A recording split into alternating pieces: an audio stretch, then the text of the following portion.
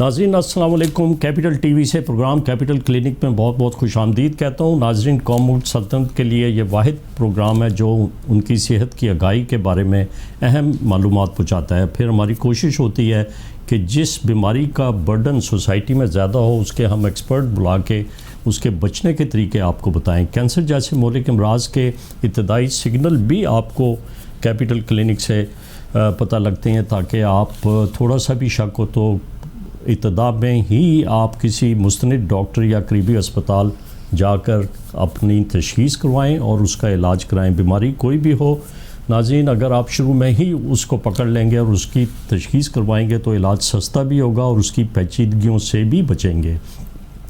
آج ہم اپنے پروگرام سے یہ 8ویں سالگرہ کی تقریبات نہیں منائی جا رہی کیونکہ کووڈ-19 ہماری سوسائٹی کو اس کی وبا پھیلی ہوئی ہے. اس لیے میں انتظامیہ کیپٹل کلینک کی اور تمام اپنے ان کولیگز کو انتہائی دل سے مبارکباد دیتا ہوں کہ جنہوں نے خواہ وہ سیاست ہو، خواہ کھیل کا میدان ہو، خواہ کوئی صحت کے بارے میں انفارمیشن ہو، ہمارے تمام رپورٹرز بڑھ چڑھ کے حقائق پبلک کے سامنے پیش کرتے رہے ہیں. اور یہ کیپٹل کلینک ہمارا یہ پروگرام بھی اس نے بے شمار ایسے صحت کے پروگرام کیے جن سے ہم نے بیماریوں سے بچنے کے طریقے بتائے. ہم چھوٹے سے وقفے کی طرف چلتے ہیں، پھر میں اسٹوڈیو میں آئے ہوئے اپنے ایکسپرٹ اور مہمان ان کا انٹروڈکشن کراؤں گا اور ان سے جو بیماری ڈسکس کرنی ہے اس کے بارے میں آپ کو متعارف کرواؤں گا.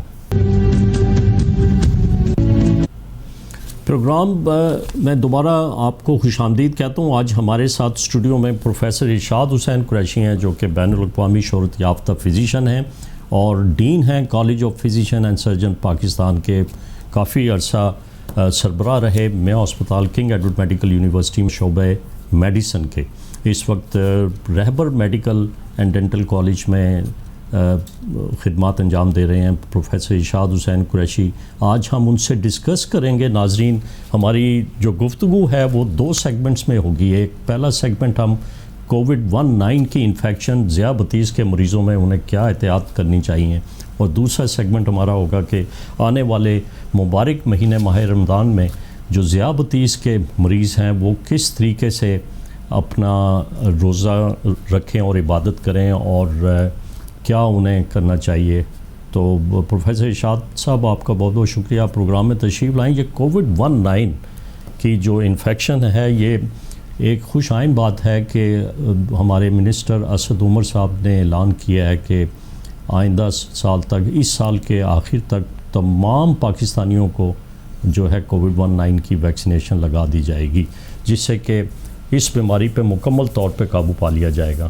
لیکن آنے والے ماہ رمضان میں اور ایسے مریض جو کہ ذیابطیس کے مرض میں مبتلا ہیں انہیں کیا احتیاط کرنی چاہیے؟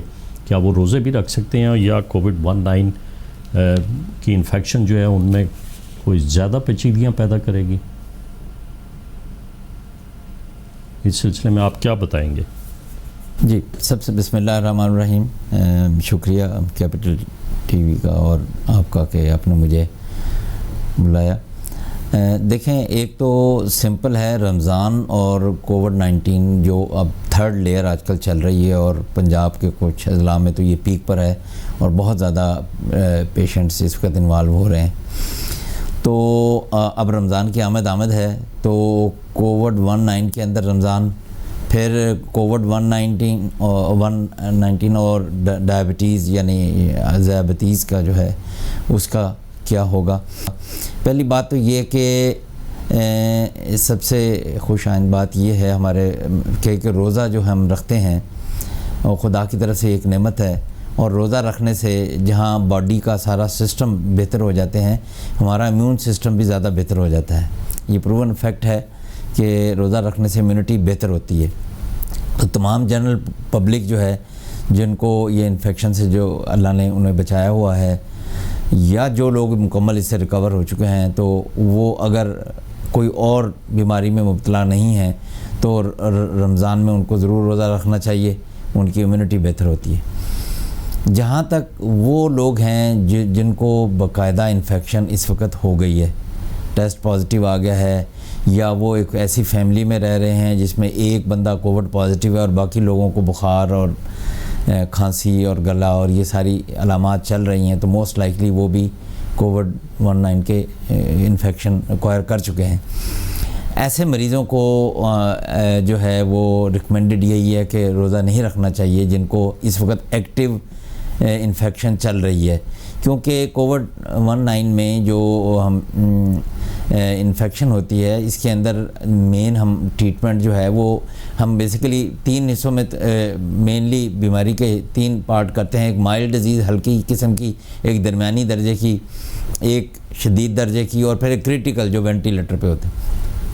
مائلڈ کے اندر ہم کوئی خاص ٹریٹمنٹ نہیں کرتے ادر دین کہ اگر بخار ہو تو پیناڈول لے لیں اور کوئی اینٹی ہسٹامین الرجی کی دوائی لے لیں، نزلہ زکام کی کھانسی۔ اس کا دورانیہ کتنا ہوتا ہے پروفیسر صاحب مائلڈ کا، جب وائرس جسم میں داخل ہوا؟ جی وہ کتنا؟ دیکھیں جب وائرس جسم میں داخل ہوتا ہے 2 سے 14 دن، لیکن ایوریج 6 دن کے اندر علامات آ جاتی ہیں۔ یہ 6 دن اصل میں کروشل ہے، جس کے اندر مریض کو نہیں پتہ ہوتا کہ اس کو انفیکشن ہو چکی ہے، وہ اس دوران پھیلاتا ہے ساروں میں، لوگوں سے ملاتا ہے۔ اسی لیے یہ ماسک کا وہ کہا گیا ہے کہ اس پیریڈ کے اندر میکسیمم چانس ہوتا ہے ایکوائر کرنے کا۔ پھر 6 دن سپوز علامات شروع ہوتی ہیں، کسی کو 8 دن، کسی کو 10 دن، 14 دن تک کسی بھی شروع ہو سکتی ہیں، 2 دن میں بھی آ سکتی ہیں منیمم جو ہے۔ جب علامات آتی ہیں تو اس کے اندر مینلی جو ہے وہ ناک کا بند ہونا، باقاعدہ فلو رننگ نوز نہیں ہوتا، گلا خراب ہوتا ہے، اور اس کے علاوہ کھانسی وغیرہ آتی ہے۔ اور سب سے امپارٹنٹ بات جو انتہائی کمزوری اور ویکنس ہے، بہت تو سارے مریض ایسے ہیں جن کو بخار ہوا ہی نہیں، مارکڈ کمزوری، ویکنس، فٹیگ، تھکن، اٹھ کے گر جانا، اٹھانا جانا، یہ اس سے ہی پتہ چل جاتا ہے کہ یہ کووڈ ہے۔ تو اس کے اندر ہم مائلڈ کیس کے اندر تو ہم صرف سمپٹومیٹک ٹریٹمنٹ، پیناڈول دینا، لاٹ آف فلوئڈس کا انٹیک، اچھا گڈ ڈائٹ، نیوٹریشس ڈائٹ جس کے اندر پروٹین کی ہینڈسم اماؤنٹ شامل ہو، وہ ایڈوائز کرتے ہیں، اور ریسٹ ایڈوائز کرتے ہیں زیادہ۔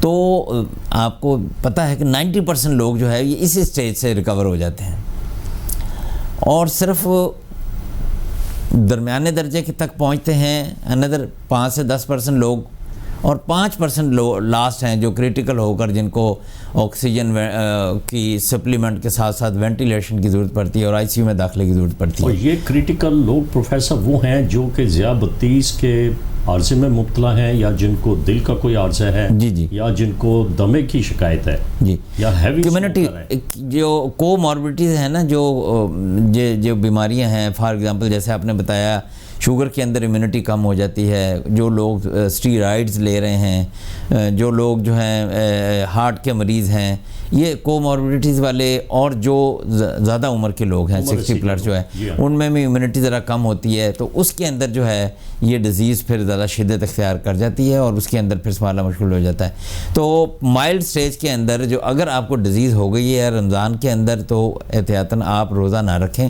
کیونکہ لاٹ آف فلوئڈز لینے، اور اس بیماری کا مین ایک کمپلیکیشن یہ ہے کہ خون کو تھک کر کے جما دیتی ہے، لنگز میں بھی خون کے لوتھڑے بڑھ جاتے ہیں، بعد میں بھی ریکوری کے بعد بھی ہارٹ اٹیک، فالج، جسم کے کسی حصے میں خون جم جانے کی شکایت عام پائی گئی ہیں۔ تو ایسے لوگوں کو ہم چاہتے ہیں کہ فلوئڈ زیادہ لیں، اور خون پتلا کرنے کی دوائی بھی ہم دیتے ہیں۔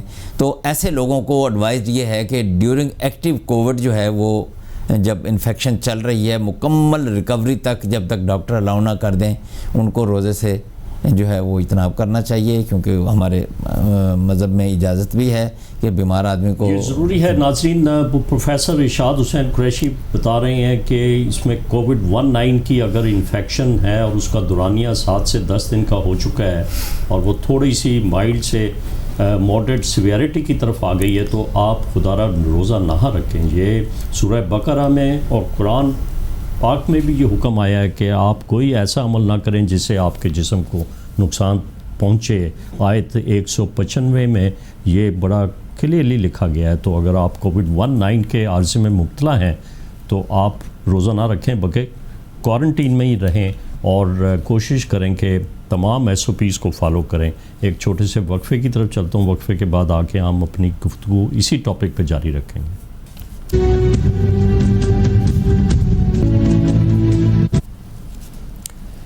آج ہم کیپٹل کلینک سے کیپٹل ٹی وی کے ناظرین کے لیے ذیابطیس اور کووڈ-19 کا کیا ریلیشن ہے اور ذیابطیس آنے والے ماہ مبارک مہینے ماہ رمضان میں کس طریقے سے ذیابطیس کے مریض سے احتیاط کریں وہ پروفیسر ارشاد حسین قریشی سے پوچھ رہے ہیں. میں دوبارہ پوچھتا ہوں کہ دنیا میں اس وقت آبادی لگ بھگ 8 ارب کے قریب پہنچ چکی ہے اور اس میں تقریباً 2 ارب جو ہیں وہ مسلمان ہیں اور یہ عالم اسلام کے مسلمان نہایت جوش و خروش کے ساتھ ماہ رمضان میں روزے رکھیں گے. ایک عبادت ہے جو کہ فرض کر دی گئی ہے ہر مسلمان پر, لیکن ایک چیز تو بہت ظاہر ہے کہ اس طریقے سے افطار ڈنر اور افطار پارٹیاں یا سحر ڈنر وغیرہ نہیں ہوں گے جس طرح کے پہلے ہوتے ہیں, کیونکہ کووڈ-19 کا جو اندیشہ ہے وہ ماہ رمضان میں اگر لوگوں نے نہ احتیاط کی تو وہ پھر یہ لہر جو ہے شدت اختیار کر جائے گی. تو آپ کووڈ-19 اور ذیابطیس کے مریض کس طرح احتیاط کریں, کس طرح بچ سکتے ہیں کہ ایک شخص جو ذیابطیس کے مرض میں مبتلا ہے وہ کووڈ-19 سے اپنے آپ کو کس طریقے سے بچا کے رکھیں؟ ذیابطیس جو ہے ایک ایسی بیماری ہے جس کے اندر اوورال ایمیونٹی سفر کرتی ہے, کمزور ہو جاتی ہے, اس لیے انفیکشنز کے چانسز زیادہ ہوتے ہیں اوورال تمام. اور سیم از کہ یہ کووڈ-19 بھی جو ہے وہ انفیکشن بڑی ایزیلی ایکوائر ہو جاتی ہے شوگر کے مریضوں میں. اگر ہو جائے تو وہ آگے ایڈوانس آگے تک ماڈریٹ سے سیویئر یعنی درمیانی سے اگلے درجے میں جانے کا چانس ہوتا ہے. تو شوگر والے مریضوں کو بہت زیادہ احتیاط کی ضرورت ہے جو ہے وہ کووڈ سے بچنے کے لیے, اور اس کے لیے تو سمپل سی جو بار بار بات دہرائی جاتی ہے کہ سوشل ڈسٹینس رکھیں اور جو ہے وہ ماسک کا استعمال کریں. لیکن اور ویکسین کے بارے میں بھی بتائیں. جی اس پہ ویکسین کا بھی لوگ جو ہیں وہ اس سے خوف میں ہیں کہ ہم ویکسین لگوائیں یا نہ لگوائیں. جی اس پہ بھی میں آ رہا ہوں. تیسری بات جو اس میں رہ گئی تھی کہ رمضان کے اندر جو ہے وہ بیماری زیادہ ہونے کا جو ڈر ہے وہ یہ ہے کہ گیدرنگ زیادہ پہلے ہو جاتی تھیں, جیسے مسجد میں, تراویحوں میں اور دسترخوان جو مسجد میں لگتے تھے. اسی طرح تو جو گورنمنٹ نے انسٹرکشن جاری کی ہیں اس پہ پراپر عمل کرنا چاہیے, اور ویسے افطار پارٹیوں کو بھی ایک دفعہ جب تک یہ وبا ہے اس کے اندر اوائڈ کرنا چاہیے, کیونکہ 5-7 فیملی ممبر آئیں, کیا پتہ کس میں سے جو ہے وہ بندے کے اندر وائرس موجود ہے اور وہ آپ کے گھر میں شفٹ ہو جائے یا آپ کے گھر سے اس آنے والی فیملی کو ہو جائے. تو یہ اوائڈ کریں جو ہے اس طرح. جہاں تک ویکسین کے بارے میں ہے بہت مسکنسیپٹ ہیں, لوگوں نے باتیں پھیلائی ہوئی ہیں, یہ بالکل غلط اور فالس قسم کی یہ انفارمیشن ہے. تمام وہ لوگ خواہ وہ شوگر کے مریض ہیں, خواہ وہ ہارٹ کے مریض ہیں, خواہ ان کو کوئی انفیکشن ہے اور خواہ وہ کوئی بھی ہے ادر دین وہ لوگ جو امیون سپریشن اسٹیرائڈ لے رہے ہیں, امیون سپریشن کی دوائیاں لے رہے ہیں, ان کے اندر بھی ڈوز کو ماڈریٹ کر کے کم کر کے, یعنی اگر کوئی اسٹیرائڈ لے رہا ہے تو وہ پریڈنیسولون 7.5 ملی گرام تک ڈوز کو نیچے کر کے ویکسین لگوا سکتا ہے. باقی تمام لوگ امیون سپریشن کے علاوہ وہ ویکسین لگوا سکتے ہیں, بلکہ ان لوگوں میں زیادہ ضرورت ہے ویکسین لگوانے کی جو ہارٹ کے مریض ہیں, جو شوگر کے مریض ہیں, گردوں کو مریض ہیں, جن کو کرونک ملٹیپل بیماریاں ساتھ لگی ہوئی ہیں, اور جو بلڈ تھنر لے رہے ہیں, جو ایسپرین لے رہے ہیں, مختلف دوائیاں لے رہے ہیں, سب میں ویکسین مکمل طور پر سیف ہے. انہیں ویکسین زیادہ عام آدمی کی نسبت زیادہ ضرورت ہے ان کو ویکسین لگوانے کی. پروفیسر اور بھی کانسیپٹ جو ہے وہ بدقسمتی سے ہماری عوام میں پھیل رہا ہے کہ جی ویکسین کون سی ہونی چاہیے, ایک رشین ویکسین ہو یا چائنا کی ویکسین ہو یا فائزر کی ہو یا کوئی. سب سے بارے میں تو یہ بالکل کنسنسس ہے کہ جو بھی ویکسین اویلیبل ہے وہ لگوا لینی چاہیے. اور جو سیفٹی ڈیٹا آیا ہے نیو یارک ٹائمز کے اندر چھپا ہے وہ تمام ویکسین کو ذہن میں رکھتے ہوئے چائنا کی بنی ہوئی ویکسین, پہلی 3 vaccine first, second and third, وہ پہلی چائنا کی ویکسینز ہیں. اور یہ جو سائنو فارم ہمیں لگ رہی ہے یہ سیفٹی میں نمبر 1 پہ ہے. اسی طرح جو ہے وہ چائنا کی باقی 2 جو ہے وہ کینسائنو بھی پاکستان میں اویلیبل ہو گئی ہے جو سنگل ڈوز ہے, وہ بھی بالکل سیفٹی کے اندر, یہ ایون امریکہ میں جو استعمال ہو رہی ہیں, یہ ایسٹرازینیکا کی استعمال ہو رہی ہیں, ان سے زیادہ سیف ہیں یہ. تو سیفٹی بالکل ان کی ہے. اور دوسری امپورٹنٹ بات یہ کہ کچھ لوگ یہ پھیلا رہے ہیں کہ جی اس نے لگوایا تھا اس کو تو کرونا ہو گیا، اس نے لگوایا تھا. یہ بات بہت دفعہ کلیئر بھی کی جا چکی ہے کہ جب پہلا ٹیکہ لگتا ہے تو امیونٹی ڈیولپ نہیں ہوتی، آپ کا سسٹم جو ہے وہ اس کو اڈاپٹ کر رہا ہوتا ہے اس کو. جب سیکنڈ انجیکشن لگتا ہے تو اب اس کے اندر پھر اینٹی باڈیز بننے کا عمل شروع ہوتا ہے، اور 2 ہفتے کے بعد تیسرے اور چوتھے ہفتے میں یہ پیک پر جاتی ہیں اینٹی باڈیز. اس کے بعد جو ہے منیمم چانس ہو جاتا ہے وائرس انفیکشن کا. کچھ لوگوں نے پہلا ٹیکہ لگوایا 3 دن بعد اس کو کرونا ہو گیا، وہ پہلے سے ہی اس کے اندر وائرس موجود تھا. ایون پہلے ٹیکے لگنے کے 2-3 ہفتے بعد بھی ہو سکتا ہے کیونکہ ابھی امیونٹی ڈیولپ ہی نہیں ہوئی. تو یہ مس کانسیپٹ پھیلایا جا رہا ہے کہ جی کیونکہ فلاں نے ٹیکہ لگوایا تھا اس کو تو کرونا ہو گیا. کرونا اگر ایک دفعہ فل فلیج جب اینٹی باڈیز ڈیولپ ہو جائیں گی بہت کم چانس ہیں. ہاں یہ مس کانسیپٹ ہمیں بھی دور کر لینا چاہیے کہ جو فلی ویکسینیٹ کروا کر پیریڈ بھی گزار چکے ہیں انہیں بھی احتیاط کرنی ہے. ماسک انہوں نے بھی لگانا ہے، ڈسٹینس انہیں بھی رکھنا ہے، کیونکہ ہو سکتا ہے ان کو ڈیزیز نہ ہو یا ہو تو بہت ہی مائلڈ ہو. صحیح کہہ رہے ہیں کہ ہماری عوام میں کنسیپٹ غلط پیدا ہو چکا ہے کہ دیکھیں حکومت پاکستان نے کی کاوشوں سے سب سے پہلے چائنا کی ویکسین جو ہے چائنا سے پاکستان میں آئی اور اس کا ٹرائل بھی کیا گیا، اور یہ ویکسین کوئی کم مقدار میں نہیں آئی، تقریباً ہر شخص کے لیے شروع میں 5 لاکھ آئیں، پھر 5 لاکھ آئیں، اور پھر 10 لاکھ کے قریب ویکسین جو ہیں وہ دستیاب ہو چکی ہیں. اور آپ نے جیسا بتایا کہ سب سے سیف ویکسین اور بڑی ایفیکٹو ویکسین سائنو فارم کی ہے. میں نے بھی سائنو فارم کی لگوائی ہے، آپ بھی 2 ڈوزز جو ہیں اس کی لگوا چکے ہیں. پورا میری 2nd ڈوز ابھی ڈیو ہے جو کہ میں لگوا رہا ہوں. تو ہمارے قوم ملک سلطنت کو چاہیے کہ وہ غلط انفارمیشن کی طرف نہ جائیں اور کووڈ-19 کے سے بچیں.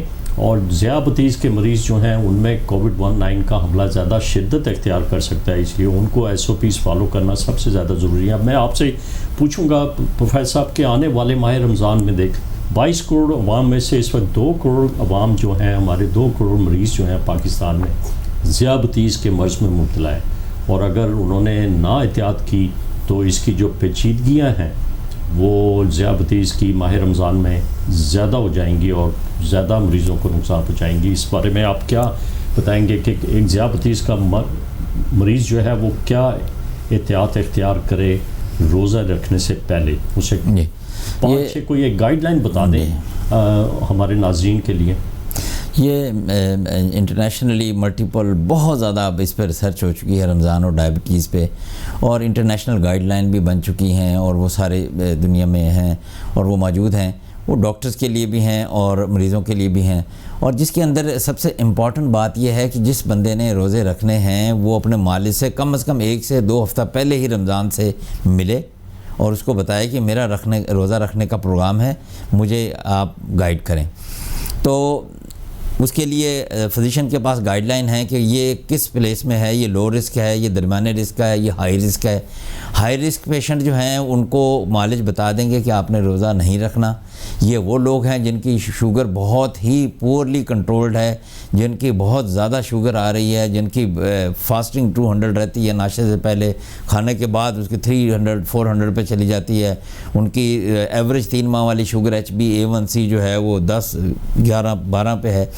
تو معالج ان کو بتائے گا کہ پہلے شوگر کنٹرول کریں اور پھر رکھیں.